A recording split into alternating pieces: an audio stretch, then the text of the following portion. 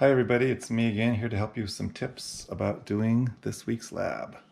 Um, so in your kit you will find some clay, and so what I've done is I've just mounted a couple of uh, little pieces of clay, and I put both lenses, and I used my box here just as a convenient place to put them, and I'm using outside the window as my faraway object.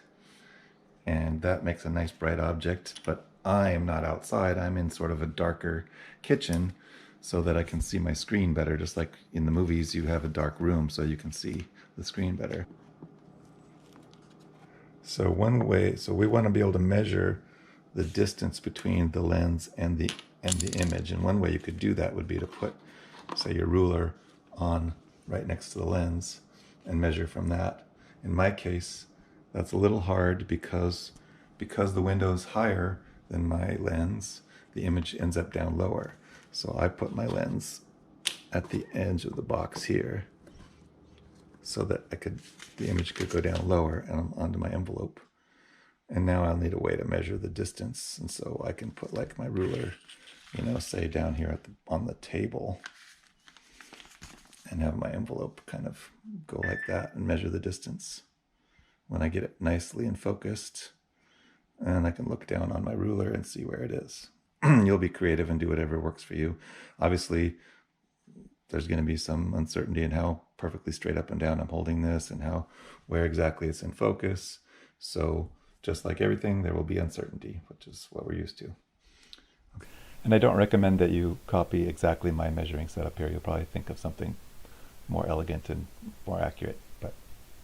And remember, we're measuring from the center of the lens in all of our measurements to either the object or the image. Now I'm going to talk about the part of the lab where the object isn't a faraway object. So I've closed the windows to make it a little darker in here. Kind of the darker the better is good, as long as you can see what you're doing. And I've got my cell phone just leaning up against the glass on the counter and I make it bright. And I've got my lens with the clay on the counter, and you're going to put it whatever distance the lab says to put it, the object away from the lens now, instead of 5 or 10 focal lengths. And then I've got my envelope screen again, and I'm just going to move it around until I see a nice focused image of my cell phone screen. And again, my cell phone keeps making itself dimmer. There we go. Get it nice and bright, and there's a nice image, and you'll move it around until you find the best focus, and you can measure that.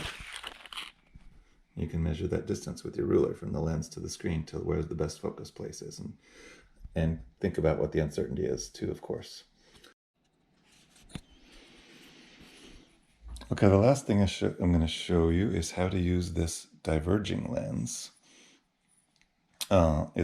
It's concave in the middle, so it makes light spread out, but being glass, it reflects a little bit of light. Most of the light passes through it, that's why you can see through it, but some of the light bounces off glass, as you are aware, and so we can use it as a mirror, though it'll be not a great mirror.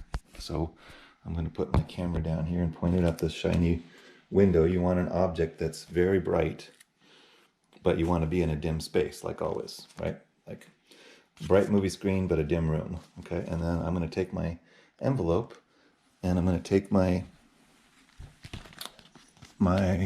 lens, which I'm using as a mirror. And the tricky part now is if I put the screen there, it blocks out all the light. So you have to move it. You have to move the screen sort of out of the way so that you can shine reflect some of the light onto it. It's sort of down. I'm putting my screen a little bit lower, and I'm pointing my mirror. There's some pretty contrasty trees outside, so if I move this lens back and forth, I can get an image on my screen that I can't exactly see it. It's pretty small and dim, but I can tell when it's focused. It's blurry, focused about there, and then it's blurry again. So that's where I can now measure the distance between my mirror and my paper and get the focal length of that mirror, which will be different than the focal length of the lens.